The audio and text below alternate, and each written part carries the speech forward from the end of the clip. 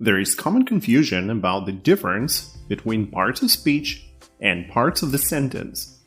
You will need to know the difference to avoid confusion in the following lessons. In this lesson, I'll explain to you what parts of speech there are in English and how to use them. In the next lesson, I'll concentrate on the parts of the sentence. If you are unfamiliar with this topic, I suggest you pause the video every once in a while to make notes. So, what are the parts of speech? The part of speech, or as it's commonly referred to as a word class, is a type of word with a particular function. For example, a table is a noun. A noun is a part of speech whose function is to indicate a thing or a person. A teacher is another noun. It indicates a person. Air is also a noun. It refers to a thing, although intangible and invisible. Nouns answer the question what or who. A camera is a what? It's a thing. A carpenter is a who? It's a person.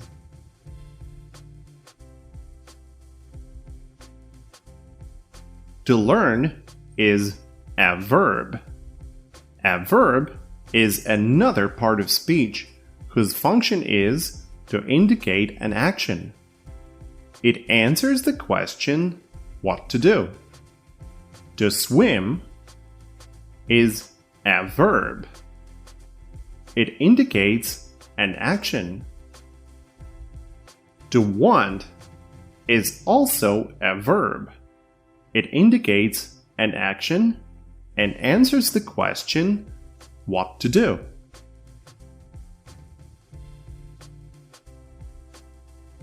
The word beautiful is an adjective. An adjective is a part of speech whose function is to show an attribute of a noun.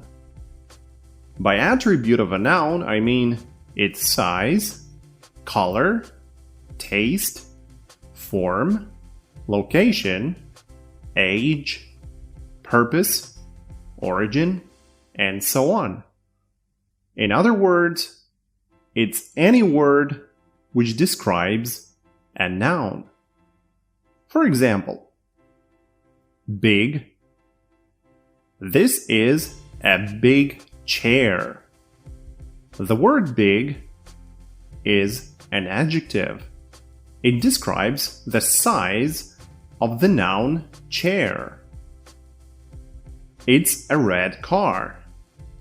The word red is an adjective, which describes the color of the noun car. This cake is delicious. The word delicious is an adjective. It describes the taste of the noun cake.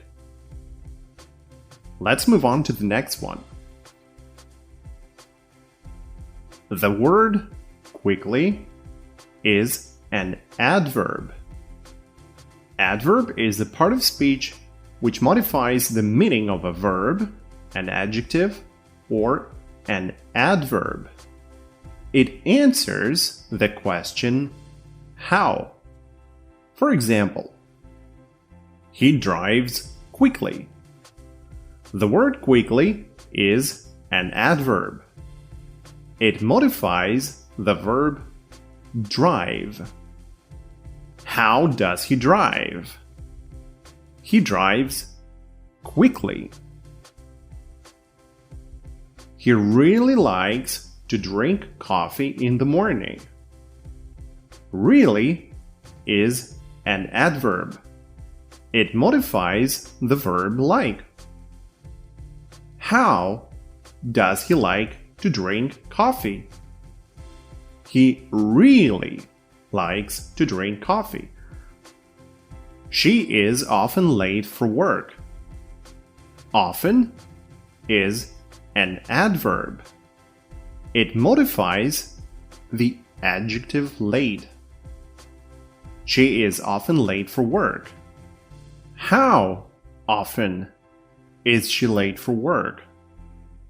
She is often late for work. I am very tired. The word very is an adverb. It modifies the adjective tired. How tired am I? I am very tired. He speaks extremely fast. I can't understand him. The word fast is an adverb, which describes a verb speak. And the word extremely is also an adverb, which modifies the adverb fast. How fast does he speak? Extremely fast. Another part of speech is a pronoun. A pronoun's function is to replace a noun. For example, I told John that I couldn't help him. Him replaces John. I changed John into him in order not to repeat the same name many times. I don't like this laptop because it crashes all the time. As you might have guessed, it is a pronoun. I used it to replace the noun laptop. Jill said that she didn't scratch the car. She is a pronoun. It replaces Jill. In order not to repeat the name Jill, although a beautiful one, we cover it with the pronoun she. The most common pronouns are I, you, he, she, it, we, they, what, this, that, these, those. There are other variations which we will talk about in details in the following lessons. Okay, moving on to the next part of speech, preposition.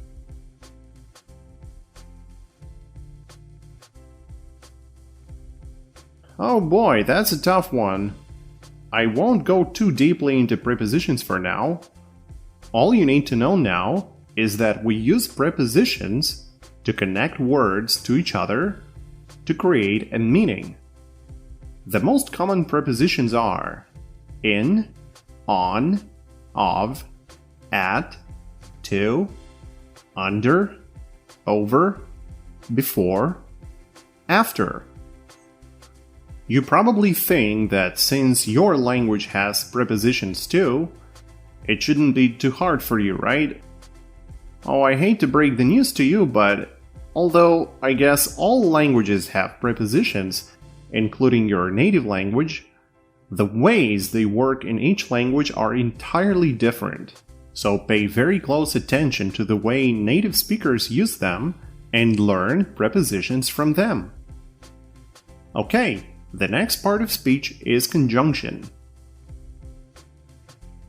The function of conjunctions is to sort of glue together words, phrases, and clauses. For example, my car has broken down and I don't know what to do. The word and is a conjunction. It joins two clauses. My car has broken down and I don't know what to do. Without this conjunction, those are separate sentences. Conjunction and glues them together. Another example. She swears the car was scratched before she drove it, but I don't believe her. The word but is a conjunction. It joins two clauses. She swears the car was scratched before she drove it. And I don't believe her. There are several types of conjunctions, which we will cover in the later videos. Okay, to conclude, parts of speech are words that have a standalone function. The function could be to describe actions, to join clauses, to describe objects, to show their attributes like size, shape, taste, or location. In the next lesson, I'll tell you about parts of the sentence, so stay tuned.